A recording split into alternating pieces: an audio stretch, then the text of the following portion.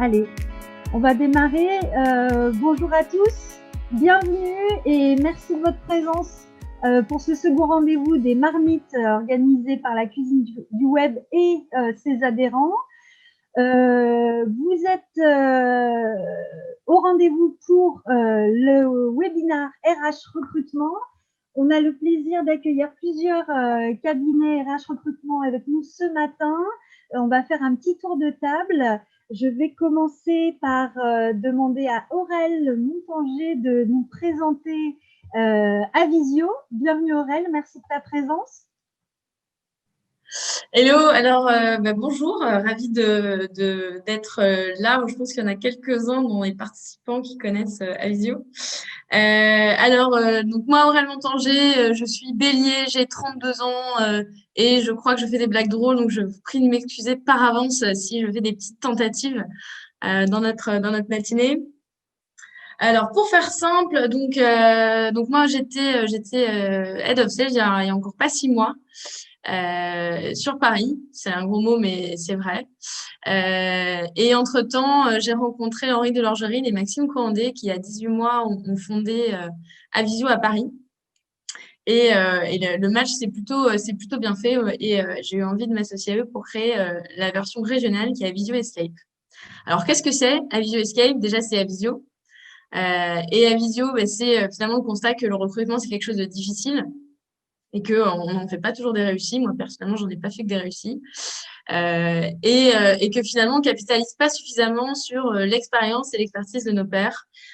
Et donc, Avisio répond à ça avec un réseau d'experts de 400 experts de leur métier et top managers qui font deux choses, en fait, pour nous, qui vont nous recommander des talents, donc des gens avec lesquels ils ont travaillé, qui font partie de leur réseau professionnel, qui sont des talents hors marché, qui finalement rencontrent Avisio au moment où ils commencent seulement à se dire, bah, tiens, peut-être que c'est le moment pour moi d'envisager l'étape d'après.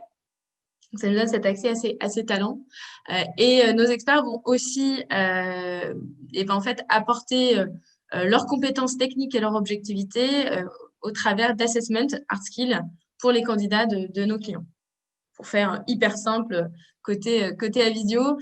Et Escape, qu'est-ce que c'est? C'est la même chose en version régionale avec deux missions principales. La première, c'est d'aider les top profils de Paris qui ont envie de partir dans une des grandes villes, dont Lyon, évidemment, fait partie dans le top, pour poursuivre leur carrière et garder, voilà, on a l'habitude de dire quitte Paris, mais pas tes ambitions.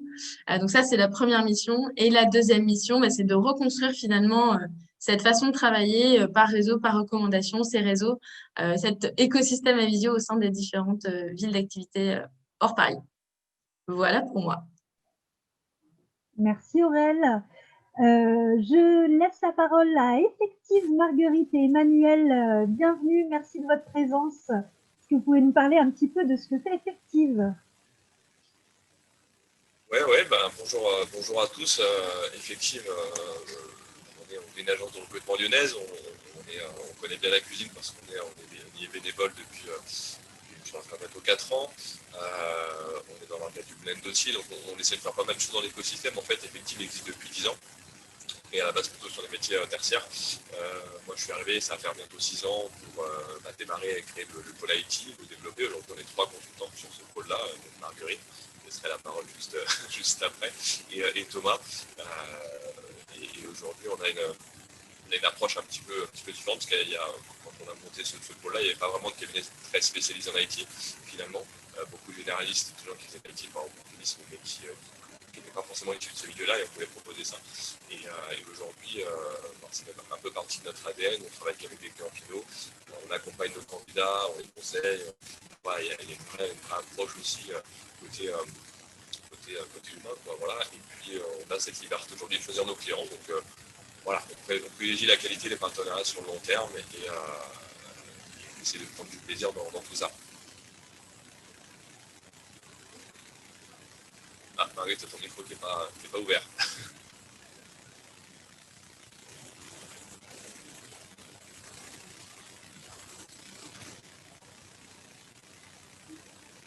Toujours pas, Marguerite, ton toujours micro, pas. on t'entend toujours pas. Contrôle A. Salut. Voilà, c'est bon. Là, moi, je fais mon discours. Oui, donc je complétais un peu ce que tu disais, Manu, c'est que c'est vrai, on essaie de se différencier un peu des autres cabinets aujourd'hui pour voilà, favoriser un peu la qualité avant la quantité, je dirais. Effectivement, de pouvoir choisir un peu nos clients pour proposer les meilleures offres. En fait, on dit qu'avec des meilleures offres, on a aussi les meilleurs candidats. Et proposer vraiment des offres assez éthiques. Donc, l'éthique, ça passe par plein de choses. Hein. Ça passe par un équilibre homme-femme, la transparence des salaires, une dimension un peu écologique aussi dans l'entreprise, etc. Des valeurs, en fait, qui nous ressemblent pour pouvoir au mieux s'identifier à l'entreprise pour laquelle on travaille, s'entendre au mieux et travailler sur le long terme et proposer vraiment des candidats cohérents en termes de technique, mais aussi de savoir-être. Voilà. C'est un peu la différenciation d'effectifs. Ça marche. Merci beaucoup, Marguerite. Je laisse la parole à Romain, qui représente aujourd'hui Urban Linker. Salut, Romain. Salut tout le monde, merci en tout cas là pour l'invitation. Moi je travaille chez Urban Linker depuis à peu près 4 ans maintenant. Urban Linker, c'est un cabinet de recrutement qui est spécialisé dans les métiers du digital, qui existe depuis une dizaine d'années maintenant, qui est une entreprise parisienne à la base et en fait on a décidé de monter une antenne à Lyon il y a à peu près 5 ans. Donc moi je suis arrivé à peu près au début du bureau lyonnais. Aujourd'hui, on est 8 personnes à Lyon et à peu près une soixantaine à Paris. On accompagne principalement des entreprises entre, je dirais, 5 et 100 salariés, vraiment dans les métiers voilà, qui tournent tout autour du digital, puisqu'on a des équipes spécialisées dans les métiers techniques et d'autres dans les métiers sales et marketing. Donc voilà ce que je peux vous dire. Voilà, on est plutôt positionné sur les entreprises, comme je disais, on va dire à taille humaine, tout simplement parce que c'est un peu notre ADN à la base. On est une petite structure également. Et voilà, on essaie aussi de faire un petit peu de conseils à tous les niveaux, notamment surtout sur ce qu'on connaît, hein, la partie recrutement. Voilà, tout ce qui va être salaire également, se positionner par rapport à la concurrence. Voilà. Et un petit peu aussi d'accompagnement forcément côté candidat. Ok. Super, merci à tous. Merci encore de votre présence. Alors, je vous propose d'entrer dans le vif du sujet. Alors, la thématique d'aujourd'hui, c'est donc séduire et attirer les talents. Alors, le contexte, vous le connaissez, on le connaît tous. Effectivement, on est dans une situation où le télétravail est généralisé. L'avenir économique est plus ou moins incertain, en tout cas pour certains secteurs d'activité, pas tous. On a les modes de travail qui sont en train, pour certains aussi, complètement de se digitaliser. Les entreprises, du coup, et les équipes expérimentent et collaborent de manière vraiment différente. Moi, je voulais déjà vous demander comment ça se passe justement pour le sujet du recrutement dans ce contexte-là aujourd'hui. C'est quoi l'état du recrutement et les tendances du recrutement? On va peut-être commencer par, je fais dans l'ordre des petites vignettes que je vois. Aurel? Yes, qu'est-ce qu'on voit? Alors moi, je manque peut-être un tout petit peu de recul sur l'avant, l'après, puisque comme avant, je n'étais pas dans le recrutement, je veux dire ce que je vois aujourd'hui, peut-être qu'il y a beaucoup de différences et je laisserai les autres faire le versus. J'ai l'impression qu'on a tous le sentiment, même quand j'en parle autour de moi, qu'on se dit par rapport à la situation, les recrutements sont gelés, c'est difficile, etc. On a un peu ce mot-crise en plus qui est un peu en boucle à la télé. Moi, je le sens pas trop à titre, voilà, dans notre quotidien chez Avision, on le sent pas trop. Je pense qu'il y a des entreprises des grosses entreprises françaises qui gèlent en effet les embauches. Nous, c'est pas avec ces grosses entreprises qu'on travaille essentiellement aujourd'hui. Je vais peut-être rejoindre Urban Linker sur le sujet. Et en fait, on a des startups qui vivent pas toujours de leur activité, mais qui vivent parfois des levées de fonds. Et du coup, à partir du moment où il y a la levée de fonds, les jobs sont pas gelés. Et puis, on va avoir de l'autre côté, tout simplement, des entreprises aussi qui tirent leur épingle du jeu, qui arrivent à maintenir une bonne activité et qui restent hyper optimistes sur la suite et qui continuent les recrutements. Là où on va sentir quand même un impact un peu plus de peur, c'est aussi sur est-ce que je suis prêt ou pas à faire le switch?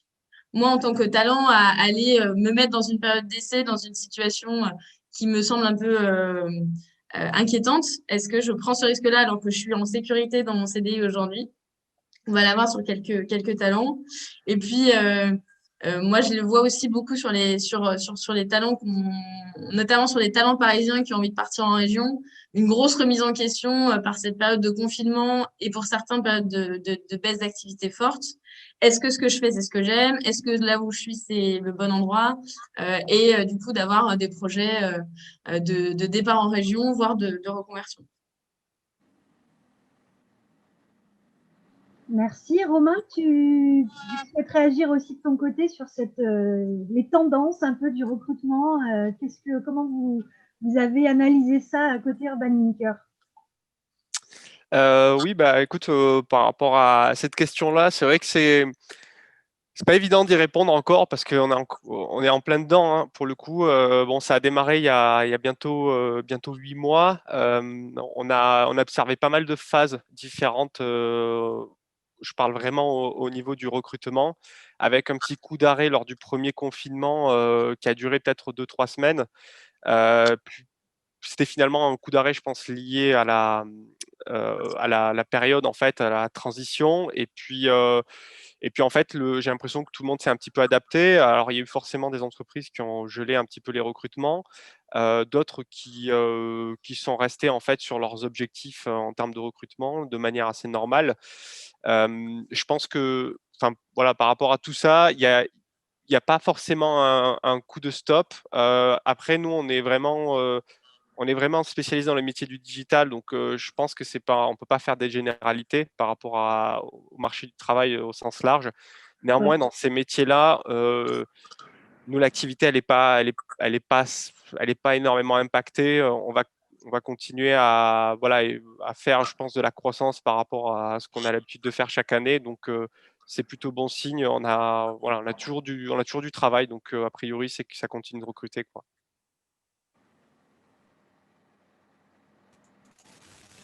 Ok, merci.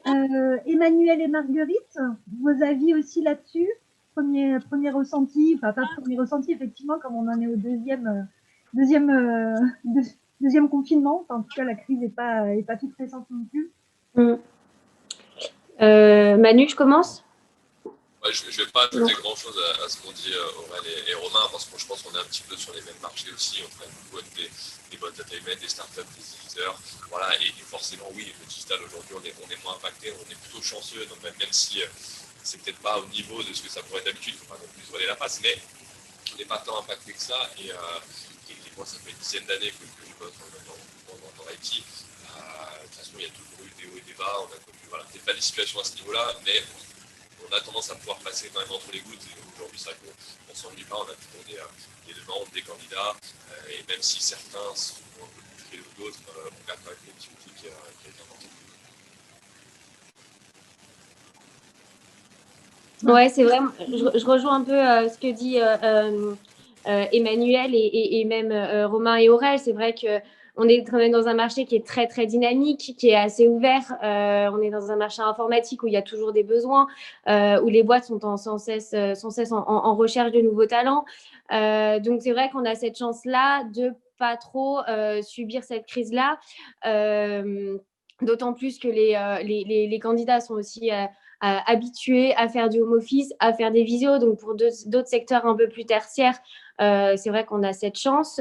Et que, après, c'est pas toujours des moments, enfin, des chiffres en hausse, etc. Mais après, je pense que c'est le métier qui veut ça aussi. Il y a beaucoup de hauts, beaucoup de bas, etc. On a un métier assez spécial là-dessus. Donc, je pense qu'effectivement, on a cette chance-là de pas trop subir, malgré le fait que, voilà, faut pas se voiler la face et ça pourrait toujours être mieux. Voilà. Ok, merci. On se demandait aussi des questions qui nous ont été remontées de la part des participants. Comment on fait pour recruter quand la culture de l'entreprise et la vie de l'entreprise est mise à mal soit par ce type de crise ou autre chose? Comment on fait? Est-ce qu'il y a des tips en particulier, des choses à savoir, des bonnes pratiques?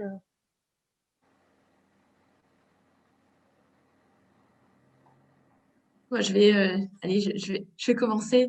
Il y a en fait, c'est vrai qu'aujourd'hui, notamment avec les confinements qu'il y a eu et qu'il y a encore, la partie process d'intégration et dans le recrutement, le moment où tu rencontres l'équipe, où tu vois un petit peu la vie de l'entreprise, la culture, l'ambiance, etc., ben, tout ça n'existe plus. Alors, il y en a qui ont tiré leur épingle du jeu en se disant, bah, en fait, ça n'a jamais été mon point fort et moi, mon point fort, c'est peut-être d'offrir autre chose en fait à mes talents. Ça va être notamment les boîtes qui proposent beaucoup de remote, enfin, en total ou remote first. Enfin, on a différents niveaux maintenant qui sont plus connus du marché. Ou qui vont se tirer un peu leur épingle du jeu parce que eux, de toute façon, ça n'a jamais été un argument de vente et la démocratisation, on va dire, du télétravail fait que bah, proposer un job en full remote, ça attire un certain nombre de personnes. Et puis sinon, bah, il y a ce qu'on est en train de faire là maintenant, c'est-à-dire des placebos de culture, des placebos de rencontres, des placebos de liens avec le fait d'échanger en visio avec les différentes personnes avec lesquelles on sera amené à travailler, etc. Mais c'est vrai que quand on voit des process d'onboarding complets à distance, on se dit que ça va être quand même assez difficile de sentir l'ADN de l'entreprise. Et moi, je me pose des questions, je n'ai pas de réponse. Je viens avec des questions, c'est pas du tout ce qu'on m'a demandé, mais c'est pas grave. Je me pose la question de comment on va faire de la rétention aussi de ces talents dans le temps, parce que ce qui fait qu'on reste aussi dans une entreprise, bah, c'est pour sa culture, c'est pour la vie qu'on a dans cette boîte-là. Et si demain c'est régulièrement mis à mal, voilà, comment ça peut se passer dans le monde très télétravail, quoi. Voilà, si quelqu'un a envie de me répondre sur ce qu'il pense. Les autres, vous souhaitez réagir là-dessus? Bah, effectivement, je crois qu'il faut tous on s'adapte, hein, que ce soit les clients, les candidats. Alors oui, on est dans un milieu, encore une fois, même nous en tant que cabinet de recrutement, on est habitué, on peut déjà des jours de travail, plusieurs jours de travail par semaine. Donc on est habitué, mais passer de quelques jours à complètement, c'est sûr que oui, on aurait posé une bonne question sur le long terme, qu'est-ce que ça va donner. Bon, bah, on n'en sait rien non plus, on essaie de faire au mieux tout le monde, d'être là aussi en tant que cabinet pour vraiment être un accompagnement et aider à la fois le candidat et le client à aussi trouver des solutions, voilà, faire au mieux, mais on s'adapte, on fait un peu ça au jour le jour quand même. Oui, on a Edith qui nous partage aussi son ressenti là-dessus en commentaire. Pas simple de maintenir la culture dans le temps. Est-ce que vous auriez une idée d'outils par rapport à tout ça? Tu peux répéter la question, pardon? Elle est dans le chat. Okay. Pas simple de maintenir la culture dans le temps, une bonne idée d'outils. Edith, est-ce que peut-être tu peux préciser un petit peu ce que tu entends par là, idée d'outils, étant donné qu'on est sur le sujet, si on peut te répondre tout de suite là-dessus?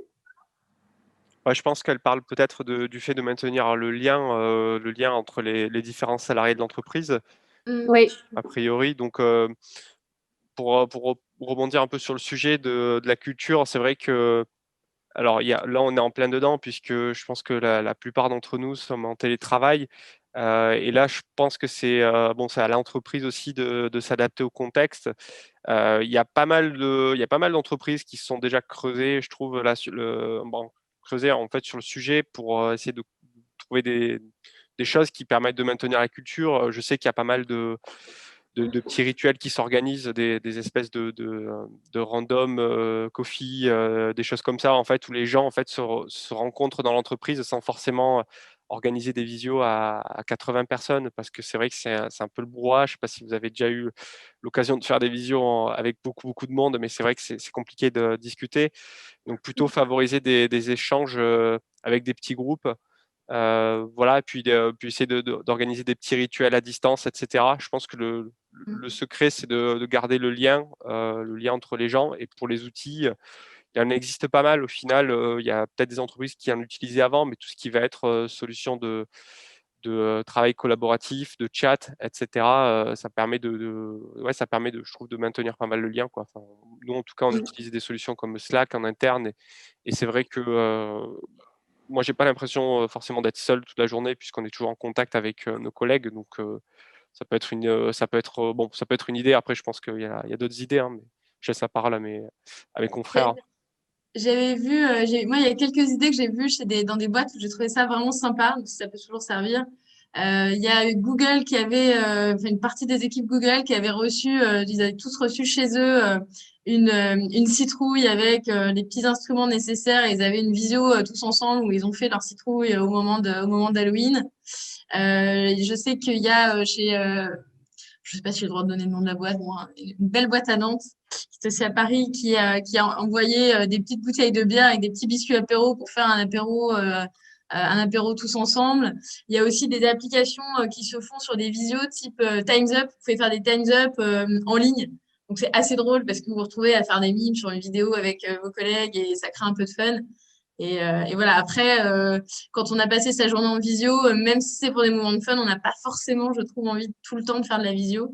Et c'est aussi difficile d'avoir des moments sans écran en télétravail, mais disons que pour un Time's Up, c'est déjà plus drôle, quoi. C'est les petits outils que je connais.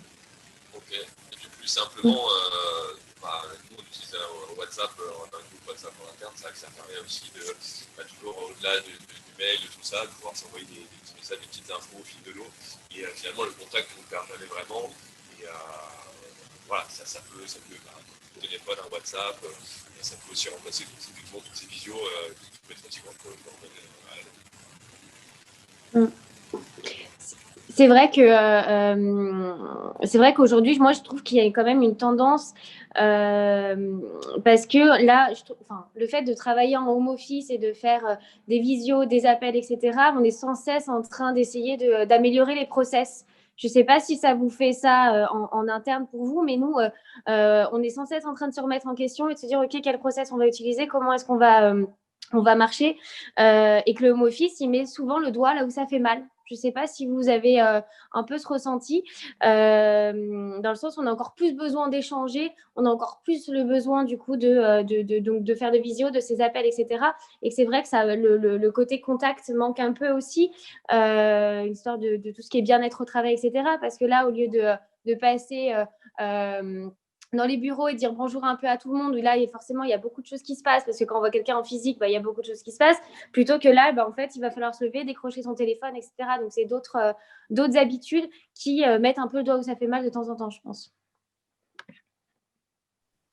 Oui, je pense que c'est d'autant plus important là dans cette période d'essayer de maintenir le contact, ne serait-ce que faire si on a des fonctionnements par équipe, de faire des petits points chaque matin, chaque soirée. Je sais que, encore une fois, je me sers des exemples qu'on a en interne parce que c'est difficile de voir un peu ce que font les autres entreprises, mais voilà, au sein de notre équipe, on fait systématiquement un point de lancement de journée et de fin de journée.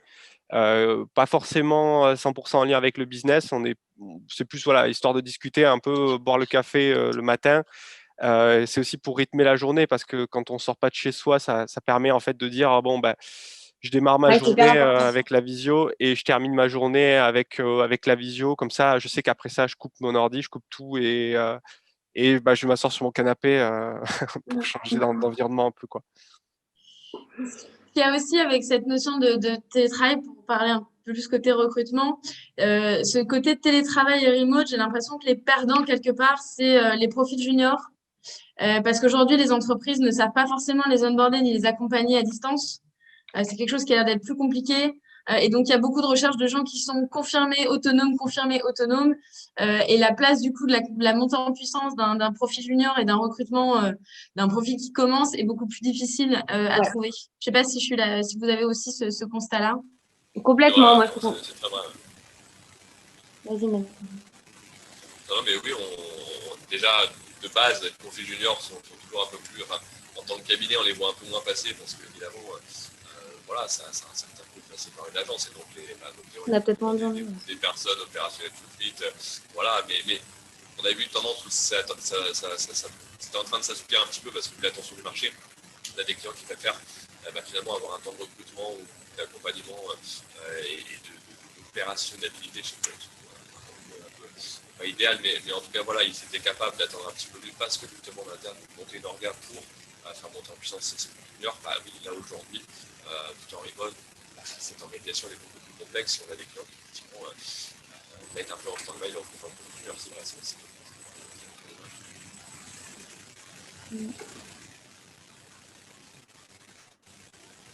Oui, pour le coup, les profils juniors, je pense que la difficulté, si on peut parler de difficulté, c'est qu'en fait, il faut leur allouer pas mal de temps et d'autant plus à distance parce que quand la personne est au bureau, elle va pouvoir discuter avec plusieurs personnes, c'est-à-dire elle va pouvoir être accompagnée par différentes personnes qui sont autour d'elle, alors qu'en réalité, quand on est à distance, finalement, je pense que les premiers jours, ça doit être beaucoup d'échanges téléphoniques pour expliquer pas mal de choses, etc. Donc je pense que bon, ça demande quand même de l'énergie. Après, le secret, je pense, bon là c'est mon point de vue, mais c'est l'accompagnement vraiment. Voilà, il faut y passer du temps et faire en sorte que voilà ça se passe bien, qu'il y ait des bons retours. Essayer d'impliquer aussi les autres personnes, les autres équipes pour en fait aider la personne à s'intégrer aussi dans l'entreprise. Organiser un peu des points, je pense, des visions informelles, etc. Là, je pense qu'on est dans une situation où la bienveillance est importante et d'autant plus quand on est face à des personnes qui démarrent dans l'entreprise où, voilà, où finalement beaucoup de choses se passent en général. Donc effectivement, sur le sujet de l'onboarding à distance, tout le monde n'est pas égaux a priori, quoi. Est-ce que voilà, il y a certains publics pour qui c'est plus facile, d'autres pour qui c'est plus compliqué. Et quels seraient les conseils dans ces cas-là? Est-ce qu'il vaut mieux attendre pour recruter certains profils? Est-ce qu'il vaut mieux tenter quand même, prendre le risque à ce que les gens mettent plus de temps à s'intégrer, à se former, etc.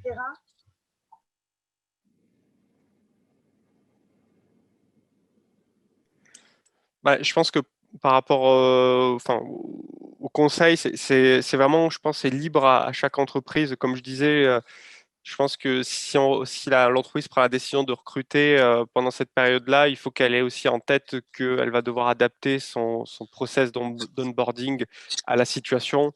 Et ça demande peut-être de se poser un peu avant ça, justement, pour réfléchir à comment on peut faire pour que l'expérience de la personne soit la mieux possible pendant le confinement, enfin pendant justement cette période-là. Et peut-être réfléchir à des espèces de rituels peut-être au sein de l'entreprise pour que justement la personne voilà, la personne ait le sentiment de vraiment être dans ce contexte d'onboarding où il y a un vrai process qui est déjà défini à l'avance avec des rendez-vous peut-être sur la première semaine avec différentes personnes au sein de l'entreprise, etc. Je pense que ça demande un peu d'organisation, mais on est capable de reproduire, peut-être pas à l'identique, mais de manière assez proche, les process qu'on a l'habitude d'avoir en interne quoi, dans l'entreprise. Et c'est vrai si on regarde de l'autre côté un petit peu de la médaille, il y a des entreprises qui vont pouvoir tirer leur épingle du jeu, c'est-à-dire que celles qui ont l'habitude de mettre déjà ces outils un petit peu en place et d'avoir développé des idées un petit peu originales pour créer très rapidement cet esprit d'équipe, elles pourront tirer leur épingle du jeu pendant ce temps-là, pendant que d'autres boîtes vont galérer un peu plus à mettre ces choses en place. Et ça peut être aussi une bonne chose pour certaines boîtes.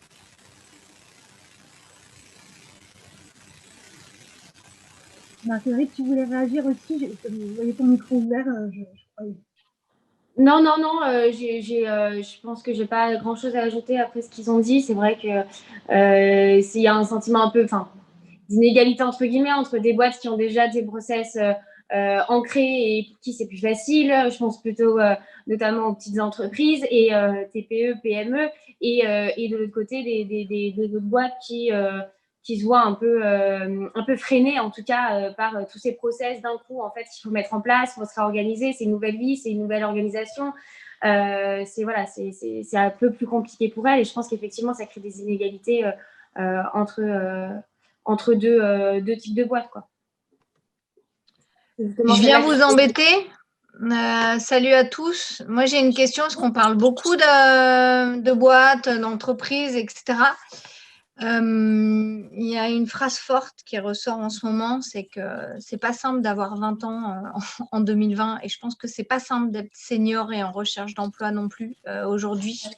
j'aimerais bien que vous partagiez vos conseils et les bonnes pratiques niveau candidat, parce que franchement, je pense que là, c'est pas évident du tout. Donc, sortir du côté entreprise, parce que moi, je serais à leur place, là, vraiment, je me dis, et je pense qu'il y a quelques spectateurs qui sont dans ce placement-là. Donc, si vous pouviez réagir à ça, ce serait top. Merci. Il faut effectivement tirer son épingle du jeu, d'autant plus, et d'autant plus tu parlais des profils juniors et des seniors, il y en a beaucoup plus sur le marché. Nous, on le voit dans les candidats qu'on rencontre et ceux qu'on arrive le plus facilement, j'allais dire, à faire démarrer chez nos clients, c'est les candidats qui ont un petit plus dans le sens où ils vont démontrer leur côté peut-être passionné, investi par, là on va parler plus des développeurs peut-être, mais ça peut aussi parler à d'autres, c'est que avoir un site perso, un portfolio, un GitHub à jour, faire des projets à côté, aller au Benoît Mix, pour ne pas le citer, à d'autres comptes, peu importe, mais voilà, de montrer, je fais des choses à côté, je suis motivé, j'ai envie de. LinkedIn aujourd'hui permet aussi de faire plein de choses, d'atteindre des recruteurs, des RH, des devs, etc., pour demander des conseils dans la boîte, toutes ces petites choses que tu avoues pour faire que le client va se dire tiens, lui, il sort un petit peu du lot, c'est peut-être un peu compliqué en ce moment, je vais quand même l'appeler, je vais discuter, on va voir. Voilà, ça va créer en fait des opportunités plutôt que d'être juste là, dans son coin avec son CV et attendre. Voilà, il faut aussi être proactif et sortir un peu.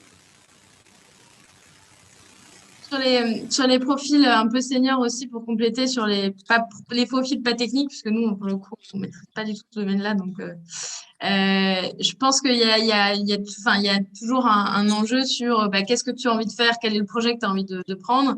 Et aujourd'hui, si tu veux partir sur une nouvelle aventure, dans une nouvelle entreprise, dans le 2020 dont parlait Tiffaine, je pense qu'il y a un travail à faire aussi sur l'utilisation des outils qui vont aussi être des éléments rassurants pour une entreprise qui va être hyper contente d'avoir à la fois un profil senior, donc avec de l'expérience, des compétences techniques éprouvées, une expérience du terrain, et qui va en même temps rester très en phase avec les besoins d'une entreprise aujourd'hui, parce qu'il va connaître les outils, parce qu'il va savoir s'adapter rapidement à des outils, voire même en mettre en place. Et je pense que c'est ça qui fait qui peut faire la différence aussi sur un profil senior, c'est de dire ok, je suis senior avec tous les bons côtés. Par contre, j'ai pas oublié entre guillemets de rester à la page et de connaître les meilleurs usages de travail d'aujourd'hui. Ce serait Marocco. Super. Romain, peut-être. Pardon, je t'en prie, je t'en prie. Romain, non, peut-être, on t'a pas entendu là sur le sujet senior. J'ai 20 ans, c'est dur la vie là. Ouais, je les comprends. Mais ouais, par rapport à ça, c'est vrai que moi, alors encore une fois, on n'a pas non plus, je trouve, on n'a pas encore tout à fait le recul puisqu'on est encore en plein milieu de la situation. Bon, forcément, il faut s'armer, je pense, de courage. Après, quand on est en sortie d'études, en général, ça n'a jamais été, voilà, le travail ne tombe pas non plus dans les bras. Je pense que ça dépend ça dépend vraiment des métiers dans lesquels on s'oriente. Si on prend en compte les métiers du digital, alors c'est vrai que nous, aujourd'hui, en accompagnant des entreprises, on va dire taille petite à moyenne, on est assez peu sollicité sur ces besoins-là parce que il y a des entreprises les entreprises en général n'ont pas forcément besoin d'un cabinet pour recruter un profil junior, parce que pour le coup, il y a plus de candidats qui recherchent de l'emploi que des entreprises qui recherchent des candidats. Après, nous, moi, les conseils que je donne souvent à des profils juniors qui viennent, en gros, qui viennent nous solliciter, c'est de beaucoup travailler sur leurs compétences et savoir un peu se distinguer par la spécialisation. C'est-à-dire qu'aujourd'hui, et je pense on est tous conscients, ceux qui ont fait des études un peu orientées commerce, marketing, c'est qu'on sort avec des formations qui sont très généralistes sur le marché du travail et on se retrouve un peu à pouvoir tout faire et rien faire en même temps parce qu'on n'a pas on n'est pas vraiment spécialiste dans quoi que ce soit. Et moi, c'est justement les conseils que je donne un peu à des personnes qui sortent d'études, c'est de se former elles-mêmes sur des sujets particuliers. On a la chance là vraiment depuis une bonne dizaine d'années là d'avoir d'avoir accès à, voilà, à des formations en ligne et des choses, même des certifications, tout ce qui va être Google, Google Analytics, AdWords, etc. C'est des sujets où on peut se former chez soi, voilà, de manière assez autonome. Et ça, il y a beaucoup de choses sur lesquelles les personnes peuvent se former. Donc moi, ce serait le premier conseil que je donnerais à des profils qui sortent d'études. Et après, pour ce qui va être des profils plus seniors, là, bon, nous, pour le coup, on n'a pas je ne vais pas dire qu'on rencontre pas le problème. Nous, en fait, la barrière elle va plutôt se situer au niveau de la rémunération.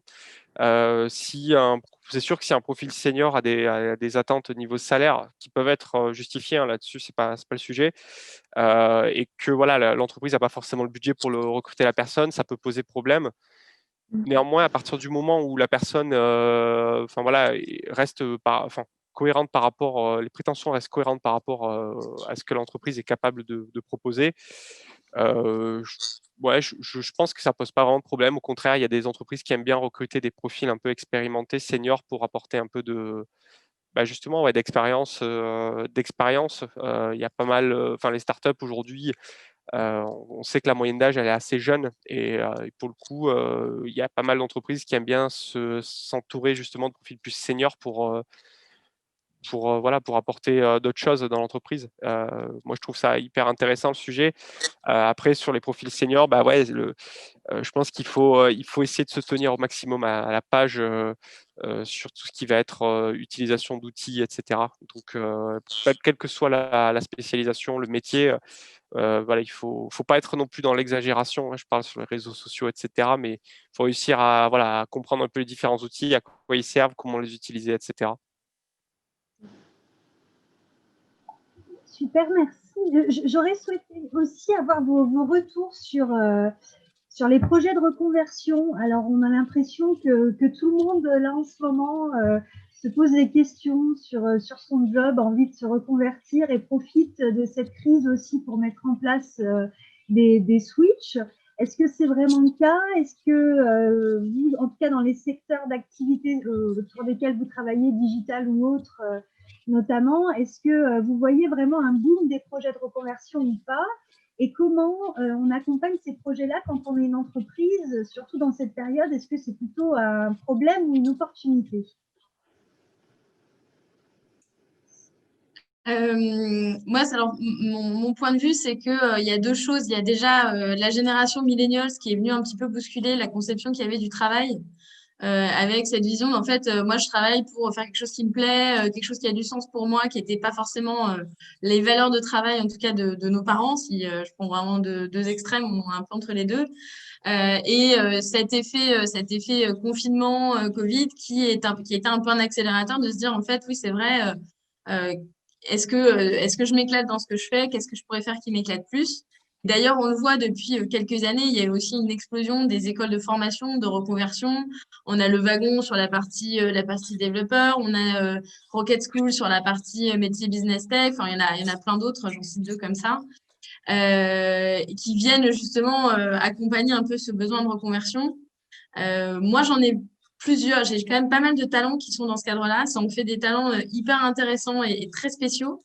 Parce que souvent, c'est des gens qui ont une expérience dans un domaine, qui ont presque même une forme d'expertise dans un domaine, et qui partent pas forcément, parce qu'on entend reconversion, tout le monde ne devient pas ébéniste. Hein, il y a pas mal de choses entre les deux, et qui vont aller justement sur des métiers beaucoup plus tech, notamment produits, dev. C'est des métiers qui attirent des gens parce qu'ils n'avaient pas du tout connaissance de ces jobs quand ils ont fait leurs études à la base, qu'ils ont découvert un peu avec le temps, et qui viennent finalement créer aussi des nouveaux jobs un peu intéressants, où on se retrouve avec des gens qui historiquement faisaient du marketing et puis ont envie d'être PM et sont finalement product marketing manager, un petit peu entre les deux. Donc il y a pas mal de reconversions comme ça qui se font. Donc voilà pour la première partie de ta question. Oui, moi je trouve qu'il y a vraiment beaucoup de reconversions, beaucoup de gens qui ont envie de faire des choses différentes. Il y a aussi une ouverture d'esprit de la part des entreprises sur ces profils. Ça devient, avant on disait ouais, un peu bizarre, un peu atypique, le mot fourre-tout. Maintenant, ça devient parfois des profils recherchés. Et puis sinon, je trouve qu'il y a aussi des entreprises qui permettent ça en interne. On a quelques clients dont c'est le cas qui prennent en fait en considération les demandes de leurs salariés d'évoluer et d'utiliser finalement leurs années d'expérience dans l'entreprise et leur connaissance de l'entreprise pour aller opérer un autre métier en interne. Donc moi, je dirais plutôt une opportunité, même si parfois, n'osant pas le dire, les talents vont plutôt aller chercher à changer d'entreprise parce qu'elles ont peur en fait d'annoncer qu'elles ont envie d'un changement. Vont plutôt chercher une autre boîte que de faire ce changement en interne. Et alors ça met pas d'eau dans mon moulin, mais j'aurais tendance à leur recommander de déjà faire la demande en interne parce que c'est le meilleur endroit pour faire un move. Romain, tu souhaiterais agir là-dessus aussi?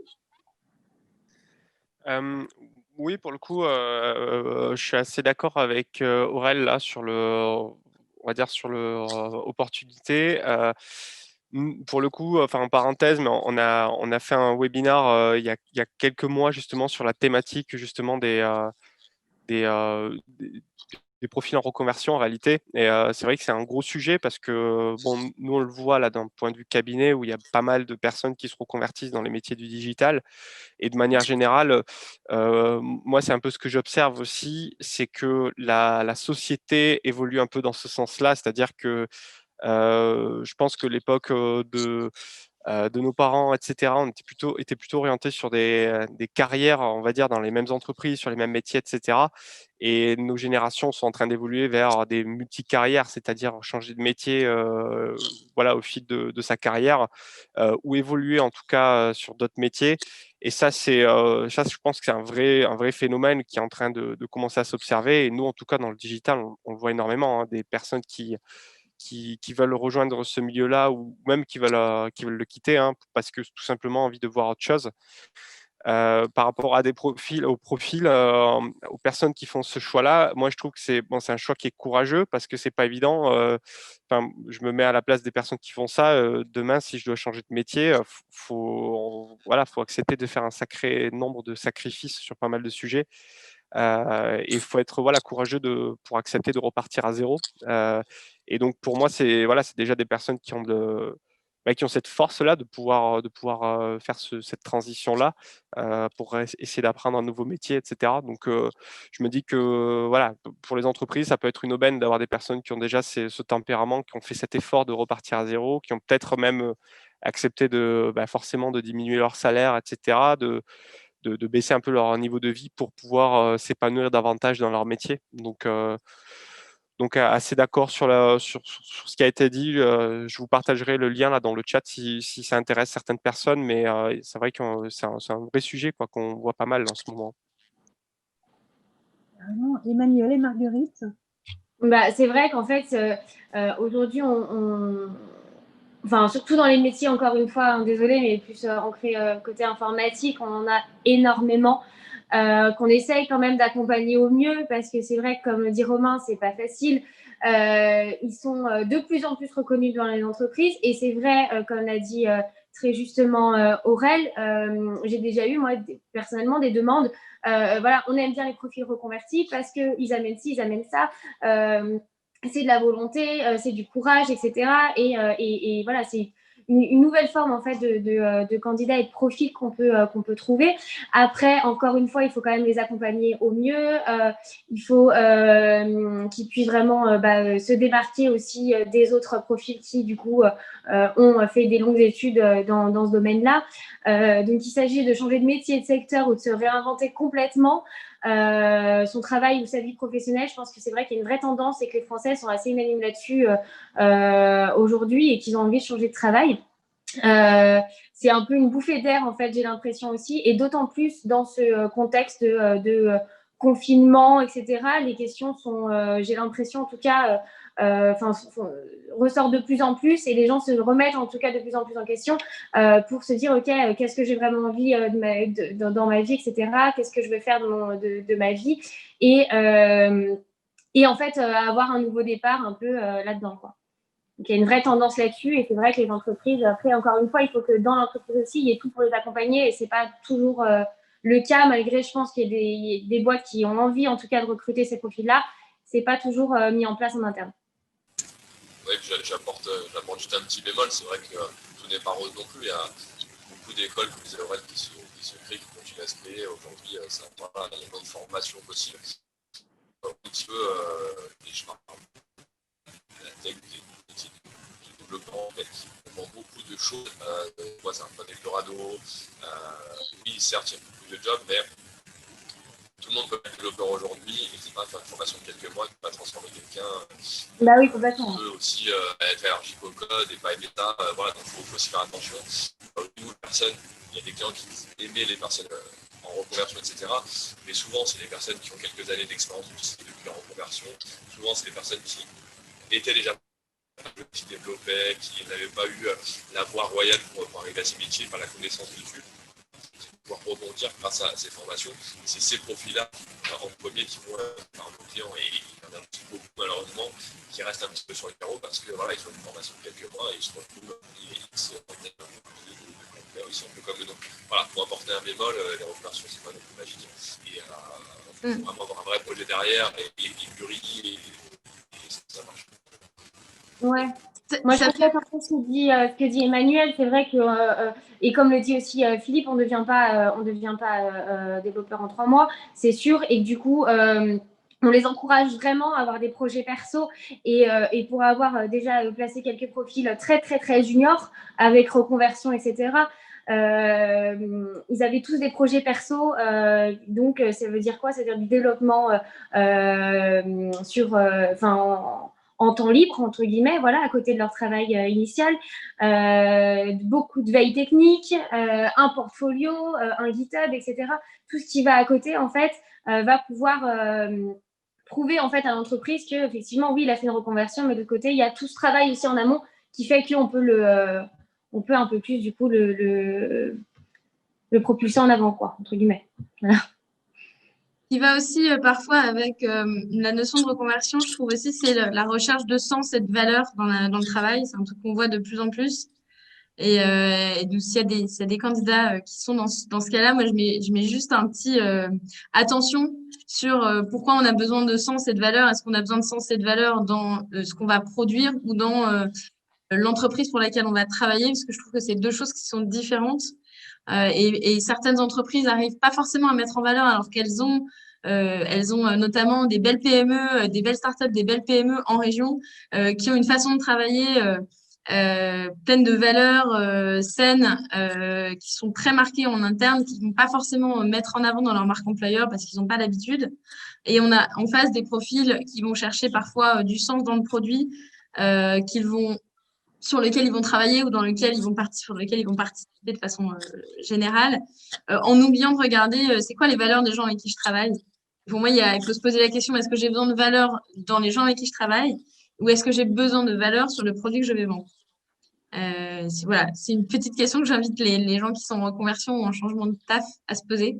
Parce que si la réponse c'est j'ai besoin de valeurs dans les gens avec lesquels je travaille, vous avez beaucoup plus de potentialité de job si vous cherchez absolument à avoir du sens dans le produit que vous vendez, parce qu'il y a beaucoup d'appelés, peu d'élus et que ça ne paye pas autant. Il faut être un petit peu honnête là-dessus.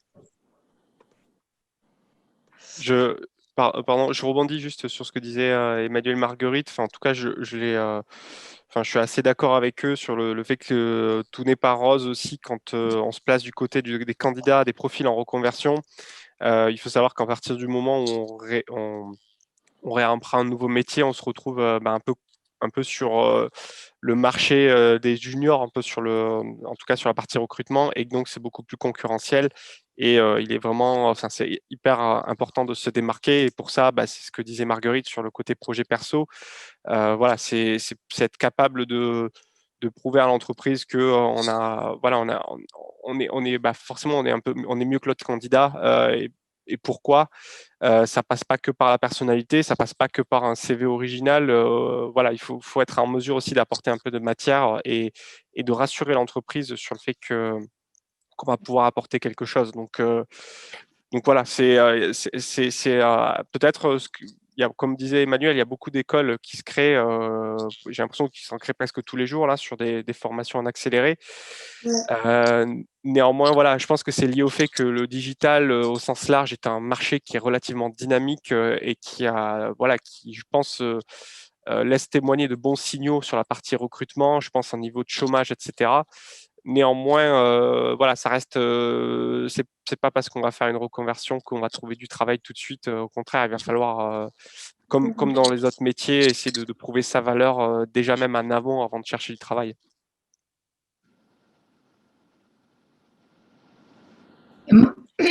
Permettez-moi, je m'immisce encore, mais là, je trouve que vous avez parlé un peu conversion, salaire, etc. Cette notion de salaire-là, est-ce elle a changé hors confinement et en confinement? Est-ce que vous avez là, parce que en confinement, c'est plus compliqué ou pas, hein, d'ailleurs, est-ce que les salaires tout de suite sont plus élevés? Comment ça se passe là, clairement, chez nos chères entreprises qui cherchent des candidats dans l'IT ou dans le numérique, hein, globalement? Merci. Bonne question. Moi, j'ai pas l'impression que ça ait changé beaucoup, mais Romain disait tout à l'heure, on prend quand même un peu de recul. Hein, on est encore en plein dans la situation. Est-ce que ça aura des effets à plus long terme? Aujourd'hui, on est quand même en assise depuis quelques années à une augmentation des salaires. Et à une course au salaire aussi, c'est-à-dire que les talents se faisant rares, il y a des boîtes qui ont fait des levées de fonds, qui ont plus de moyens que d'autres, peu importe, qui vont casser aussi un peu le marché en se mettant sur des salaires parisiens, en apportant des packages, même pour des produits juniors qui sont assez inédits. Et donc, c'est compliqué pour les candidats de se positionner aujourd'hui. Qu'est-ce que je veux sur le marché? Mais voilà, dans les demandes qu'on a, nous, on voit plutôt des salaires qui continuent d'être à la hausse. Donc l'inverse, enfin, j'ai l'impression. Parce qu'en Marguerite. Oui, complètement. Moi, en tout cas, on a aperçu dernièrement des salaires qui vont plus à la hausse qu'autre chose. Hein. Après, voilà, c'est le marché aussi qui veut ça. C'est la pénurie de candidats, c'est la loi de l'offre et la demande, etc. Après, c'est toujours un peu délicat aussi de se positionner là-dessus parce que tout dépend aussi du contexte interne de l'entreprise, etc. Il y a plein de choses qui font que un salarié peut demander plus ou peut demander moins. Et c'est à nous justement d'apporter un peu de cohérence dans tout ça et de ne pas aller d'aller un peu n'importe où en tout cas dans ce système de toujours ok, parce qu'il est développeur il faut qu'il soit payé tant, etc. et de ne pas aller trop à la hausse non plus, quoi, d'avoir une certaine rationalité en tout cas dans tout ça, quoi. Voilà.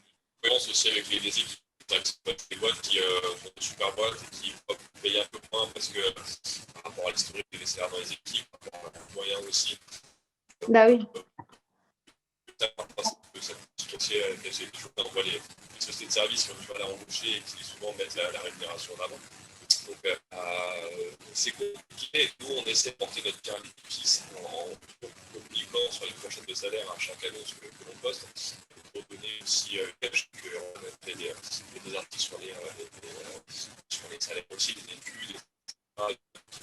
Enfin, voilà, en tant que cabinet, c'est aussi notre rôle d'apporter du conseil aux candidats qui se positionnent. Est-ce que leurs tensions sont un petit peu au-dessus du marché par rapport à leur expérience ou pas? Est-ce qu'à l'inverse, se sous-estiment? On est là pour apporter ce conseil à la jeunesse. Ouais, je rebondis un peu sur ce que tu disais, Manu, parce que ça coupe beaucoup. La campagne, ça passe pas trop. Effectivement, le salaire et le candidat, un salaire, ça se fait entre un candidat et une entreprise, j'ai envie de dire. Donc, il y a le marché global des salaires, etc. Mais il y a surtout ce que le candidat attend. On peut difficilement lui dire, OK, s'il veut un salaire à 40, bah non, mon gars, tu es à 34, c'est quand même compliqué de faire ça, même si on a quand même un pouvoir de se dire, OK, le marché est plus et un chouïa en dessous, un chouïa au-dessus, etc. Mais la plupart du temps, je ne sais pas si Romain, qui bosse aussi dans l'informatique, peut acquiescer, mais c'est vrai qu'entre le salaire, ça se fait beaucoup entre un candidat et une entreprise, plus qu'au niveau du marché global, je pense. Enfin, il y a les deux caractéristiques, mais ça se fait quand même de plus en plus comme ça. Oui, je suis assez d'accord avec vous, en tout cas, là, Emmanuel et Marguerite. Déjà, au niveau, alors, dans ce milieu-là, dans le milieu de l'IT, et plus particulièrement sur les métiers techniques, notamment développeurs, il y a une augmentation des salaires qui se fait au fil des ans. On le voit bien, hein, depuis 10 ans, le marché a pas mal évolué sur ces aspects-là. Sur la période actuelle, nous, on observe un petit phénomène là. On verra si ça se généralise d'ici les prochains mois, années. On a quand même vu une transition un peu là sur la façon de recruter, c'est-à-dire que notamment à Paris, il y a de plus en plus d'entreprises là qui s'ouvrent au télétravail. Quand je dis télétravail, c'est au télétravail à complet, c'est-à-dire que les personnes peuvent être recrutées à distance. Et ça, en réalité, ça a un petit impact en région, c'est-à-dire que des profils qui vont être recrutés pour travailler dans des entreprises parisiennes qui vont continuer de vivre en région vont être alors, je ne sais pas s'ils vont avoir exactement les salaires parisiens, mais en tout cas, pas loin. Et ce qui crée un écart, en fait, parce qu'il y a quand même un écart qui est assez énorme entre les salaires en région. Je pense même à Lyon et Paris. Pour le coup, ça peut être entre 20 et 30% en termes de salaire. Et donc, il y a des personnes qui sont recrutées à distance. Et nous, on le voit pas mal parce que justement, on a ces deux bureaux, en fait, Paris et Lyon. Où en fait on est parfois et de plus en plus en concurrence avec nos collègues en interne qui eux ont des recherches qui sont ouvertes en fait à du full télétravail quoi. Et donc en termes de salaire, alors ça n'a pas un impact énorme sur le marché pour le moment, mais on se retrouve en fait en concurrence avec en tout cas en région, on peut proposer un candidat à une entreprise. Et ce candidat-là a aussi un process avec une entreprise parisienne, mais qui se positionne donc avec un salaire peut-être des fois 5, 6, 7, 8, 10 k au-dessus de ce que notre client propose lui à Lyon quoi, ou en région de manière générale. Donc à voir si la tendance se confirme un peu à terme, mais c'est vrai que en fait, les entreprises parisiennes essaient d'élargir un peu les champs parce que le marché à Paris est extrêmement saturé. Donc, elles essaient aussi d'élargir les champs en recrutant en télétravail, quoi. Ouais, ce qu'il faut, c'est un peu le marché aussi, quoi, dans un sens. Exactement. Ou qui, à long terme, amènera une forme d'homogénéisation entre peut-être toutes les villes. Si à un moment donné, tu peux travailler partout avec un salaire parisien, les salaires on peut imaginer aussi que demain, du coup, les salaires en région augmenteront peut-être un petit peu. Ça va prendre du temps, je pense, mais en effet, ça fausse. Après, il y a aussi beaucoup de talents qui veulent pas d'un travail complètement remote. C'est vraiment quelque chose, c'est un marché de niche quand même, à la fois pour les profils et pour les entreprises. On le voit beaucoup sur les boîtes qui sont très tech parce que eux, ils savent très bien travailler à distance et que ils cherchent pas forcément les mêmes soft skills et que l'impact de la culture d'entreprise est pas toujours la même, ou en tout cas est beaucoup plus facile avec les outils digitaux que sur d'autres métiers. Vous parliez de tout un tas d'outils dont je connais quasiment que les noms parce que je ne les ai jamais utilisés, les GitHub, les machins, etc. En fait, c'est des métiers qui ont déjà appris à travailler à distance avec des gens qui étaient un peu partout, de partager comme ça leur expérience, leur expertise. Et du coup, pour ces jobs-là, ça marche super bien. Et en plus de ça, c'est tellement difficile d'avoir des bons candidats que ça leur fait un vrai avantage concurrentiel. Je pense que ça a assez limite sur les autres jobs parce que, je sais pas vous, mais moi, je trouve ça quand même super cool d'avoir des collègues et j'aurais du mal à m'en passer. Et je pense qu'il y a encore beaucoup de gens qui sont comme ça et d'avoir des collègues, la pause café, le déjeuner. Mais je suis complètement d'accord avec toi, Aurèle, et c'est vrai que on l'aperçoit beaucoup plus dans le secteur informatique que dans d'autres. Et encore, moi, j'ai eu quelques exemples dernièrement de candidats à qui j'ai proposé du coup des postes. Donc là, full home office parce qu'on est en confinement, mais en dehors où les boîtes s'ouvrent à la possibilité de faire 3 jours d'home office par semaine, alors qu'avant, ils n'en faisaient pas du tout. Et j'ai eu des réponses. Alors, un an avant, l'année dernière, j'aurais jamais eu cette réponse-là. Justement, c'était hyper recherché. Et là, on se demande si on tend même pas vers un ras-le-bol un peu du home office. J'ai envie de retrouver mes collègues, j'ai envie d'avoir la culture d'entreprise, j'ai envie de me lever le matin et de changer d'environnement que mon appartement. Donc, on peut presque se demander si ce home office va finalement pas forcément être un peu saturé dans la tête de tout le monde et dire oh là, moi j'en peux plus, j'ai envie de retrouver une vraie cohésion d'équipe, etc. Donc effectivement, ça peut aussi tendre à ça, effectivement. L'overdose de télétravail, voilà. Il y en a eu trop. Mais peut-être. Oui, voilà, c'est ça, ouais. Une autre petite question par rapport à cette tendance ou pas tendance, vous allez nous dire aussi peut-être ce qu'on appellerait le slow recrutement. Alors, est-ce que on observe une manière de recruter qui est différente compte tenu de la crise et du ralentissement un peu de tout, des activités, etc. Est-ce que pour le coup, on a aussi un changement sur la manière de recruter? Est-ce qu'au lieu de courir après un besoin en talent, etc. En ressources, est-ce qu'on est plus dans l'anticipation, dans la manière de choisir sa future équipe, par exemple? Question qui nous est arrivée par mail. Si je reprends encore l'exemple du milieu de l'IT, et bon, sur les métiers qu'on maîtrise bien, tout ce qui est partie développeur, personnellement, j'ai pas le sentiment qu'il y a un changement, en tout cas, qu'il y a un changement au niveau de l'anticipation. Les entreprises en général qui recrutent sont toujours dans un besoin assez court-termiste. On n'est pas sur l'anticipation pour l'année prochaine. En revanche, il y a peut-être une adaptation au contexte, c'est-à-dire que, et je ne parle pas pour toutes les entreprises, mais je pense notamment aux entreprises type un peu scale-up, des entreprises qui sont dans des logiques de recrutement de masse, qui veulent voilà, connaître une forte croissance sur une année, par exemple, en termes de recrutement. Elles ont, par exemple, un peu, enfin, on l'observe chez quelques clients, pardon, qui on peut ralentir en fait la cadence pour avoir peut-être se focaliser sur des recrutements essentiels pour l'entreprise. Et alors que peut-être au début de l'année, on était sur de la masse, c'est-à-dire partir sur on a besoin de 30 personnes d'ici la fin de l'année. Bon, finalement, la stratégie a été revue pour revoir un peu quels sont les recrutements essentiels et quels sont les recrutements qui peuvent intervenir dans un deuxième temps, pardon. Mais après, sur l'anticipation, j'ai pas trop le sentiment, depuis que je suis dans ce métier-là, moi, les clients, enfin en tout cas les clients qui viennent nous voir, ils sont toujours dans l'urgence. Donc voilà, si c'est un sentiment général, je dirais que voilà, l'anticipation n'existe pas trop de mon point de vue dans ce milieu-là, quoi. Ouais, non, Plutôt d'accord. Ouais, vas-y, Aurèle, non. Plutôt d'accord avec Romain sur le sujet. Après, c'est pas vraiment du slow, mais c'est en tout cas, finalement, ça arrive presque aux mêmes informations, c'est d'avoir toujours plusieurs process en cours pour avoir une vraie impression de choix finalement et se poser les bonnes questions en voyant plusieurs entreprises. Donc, c'est plutôt une course contre, bah, tiens, j'ai quelque chose qui m'intéresse. C'est toujours, il y a beaucoup de talents en tout cas qui vont vouloir avoir un ou deux autres process pour venir challenger leur peut-être instinct de cœur au démarrage.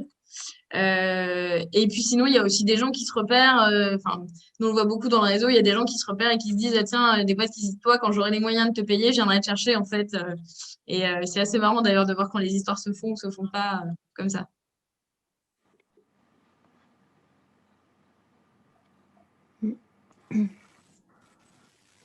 Quelqu'un d'autre voudrait réagir là-dessus? Ou alors je vous propose peut-être de faire un petit dernier tour de table avec le mot de la fin, chacun, si vous avez peut-être quelque chose à ajouter pour conclure, voilà, ou dire un petit mot aussi sur là où vous en êtes aussi dans vos boîtes respectives. Si un petit, voilà, le mot de la fin, je vous laisse la parole.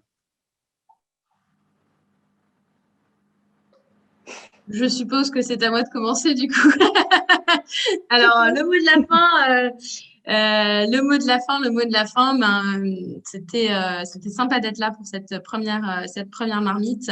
Et puis, bah voilà, si vous connaissez des gens qui cherchent et que vous trouvez bon, c'est un petit peu le critère numéro un, des gens que vous trouvez bons et qui cherchent leur next step professionnel, bah, n'hésitez pas à nous en parler. Et puis, bonne journée à tout le monde.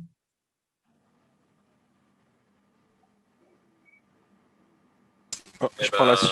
Vas-y. Non, vas-y, Romain. Non, bah, écoutez, moi en tout cas, c'était un plaisir là de partager un peu aussi les expériences et les retours marchés avec tout le monde. C'est vrai que bon voilà, avec ce confinement, on a le sentiment d'être un peu isolé et au final, on se rend compte que ça va pas si mal. En tout cas, le marché du recrutement là se porte plutôt bien. On le voit, les entreprises continuent de recruter. Les candidats continuent de postuler, etc. Donc, je trouve que la période voilà, est pas si mal si on met entre parenthèses le fait que bon, on travaille tous de chez nous.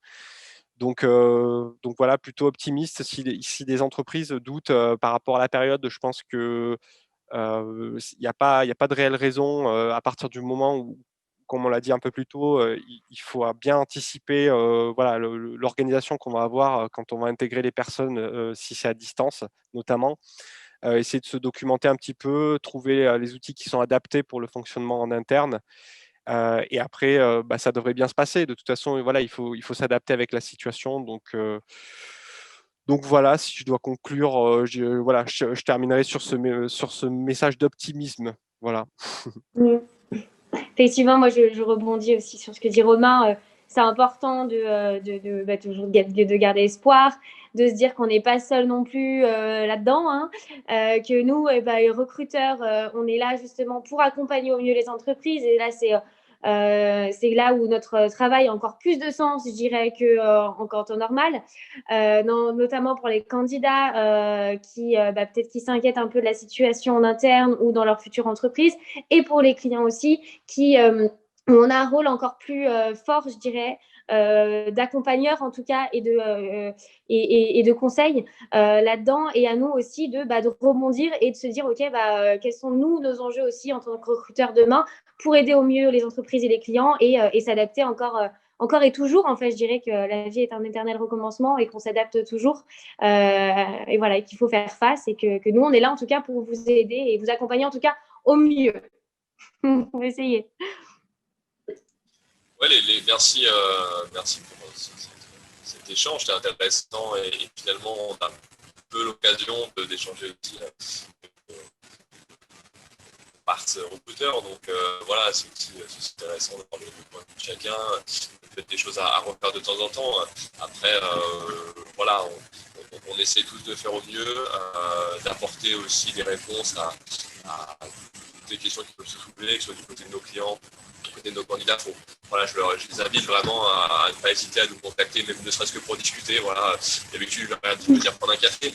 Bon, là, ça va être compliqué, mais voilà, on peut échanger, discuter ensemble, réfléchir à des choses, c'est pas pour tout de suite, et préparer justement la reprise, voir qu'est-ce qu'on peut faire pour quand même garder des candidats présents et motivés dans les processus. Donc voilà, on est vraiment là pour être un lien chaque côté. Et au plaisir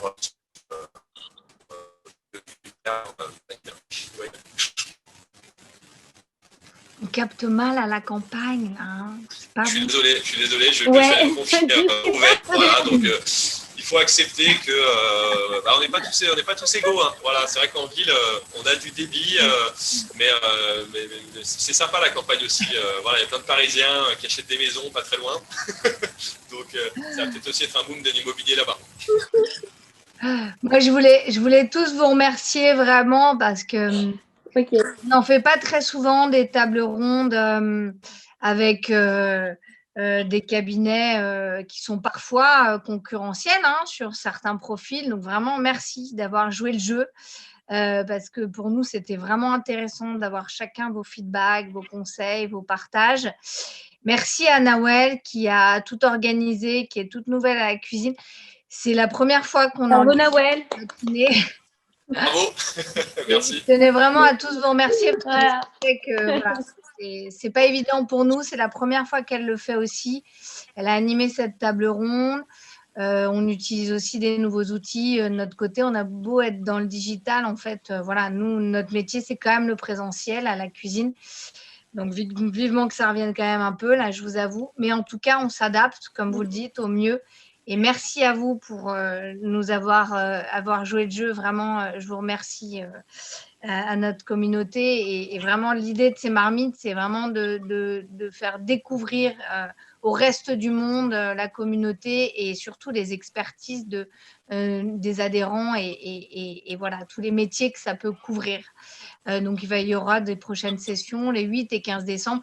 Et évidemment, on va performer, on va ramener encore plus de public, etc. Et vous serez encore les bienvenus et on vous invitera sur des sujets peut-être plus particuliers.